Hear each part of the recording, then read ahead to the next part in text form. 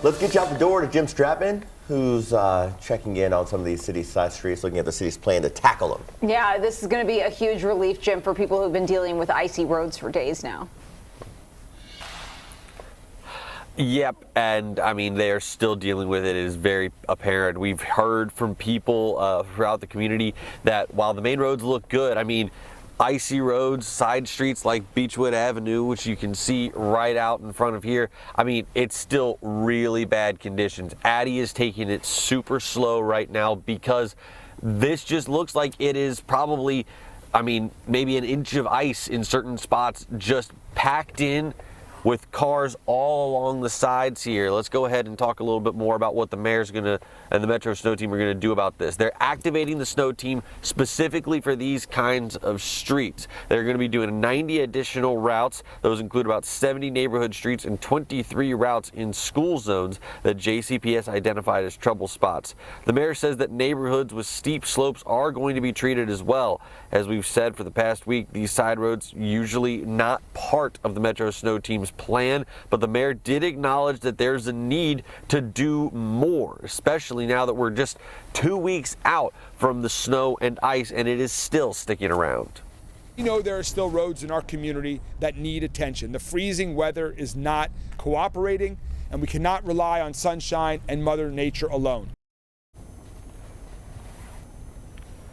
Mayor Greenberg says 25 crews will be continuing to salt these additional routes for as long as they need to until the streets are clear. And I will mention that the road we were just on, it's about a block away from Bloom Elementary, which is a school that a lot of people park on the roads and then walk to, and you saw how bad that road right there was. JCPS did have a couple of situations yesterday where buses slid off the roadways. We're going to talk more about that and more about what's coming next in response to that coming up here in about 30 minutes. Eric, Grace?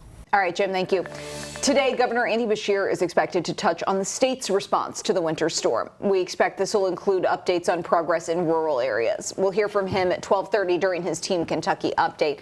He's also expected to talk about economic development in the state. This could include more on the just announced layoffs at Louisville-based Brown-Forman. The spirits company attributed those layoffs to changing tastes and declining bourbon sales. While attending an event yesterday in Hardin County, Beshear said the industry should look to new markets. He also spoke about the impact of national policies on bourbon exports.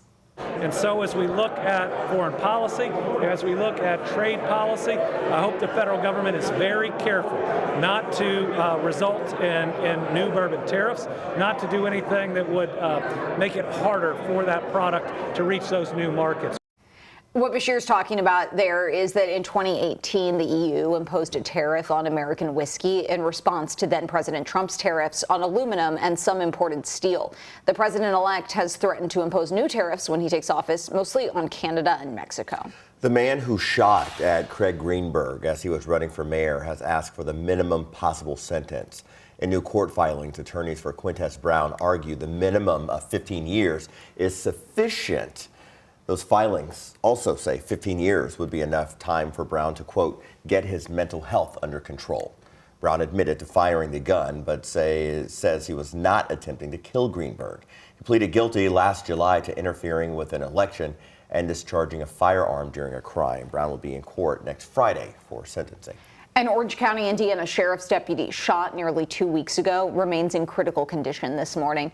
Deputy Zach Andrew was hit multiple times, once in the head. You know, he's under sedation, he's going through treatments, so it's a long road ahead, and, you know, we're hoping that he can make a full recovery and someday maybe possibly come back to work here. That's our ultimate goal, is to get him back here. That's Sheriff Davey Henderson speaking exclusively with WHAS11. He says Andrew is one of 10 deputies who patrol the entire county. The sheriff describes the French Lick native as a dedicated family man and a Christian, always willing to help his community. If I could put out a model policeman, you know, his actions, his how he feels about his community, how he does things, it'd be Zach. He's a well put together young man, very polite, always willing to help.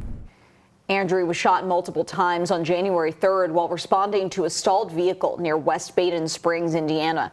The suspect, 33-year-old Austin Shepherd, escaped. After a 2-day manhunt, he was shot and killed by LMPD officers. The sheriff says they're collecting donations to benefit Andrew and his family through the Indiana Fallen Heroes Foundation. If you want to help, we have a link in this story on WHAS11.com. Several people impacted by the Givaudan explosion back in November are still recovering. Company representatives met with Clifton community members last night as part of ongoing efforts to connect with those who are still trying to pick up and rebuild. We spoke to one of them who says she is still living in temporary housing. It's a lot of hurry up and wait. Again, that's not Givaudan's fault, but it being the time of year that it is, with the holidays, with the weather, everything is taking longer, and we all just want to be home. She went on to tell us the meetings have been extremely beneficial for her, for she and her neighbors. There will be another meeting, just so you know, next Wednesday, that's the 22nd. You can also call Givaudan with questions at the number on your screen, 502-341-2903. The Louisville Medical and Education District, or LouMed, is working to reimagine Chestnut Street. The project extends from South 2nd to South Clay downtown, cutting right through Louisville's local hospital area. LouMed says it'll work with Metro Public Works to improve the street with modern lighting, streetscapes, updated pathways. It's all meant to make the street more enjoyable and safe. $1.75 million in public funds are going to the project. There's no timeline for when it will be finished.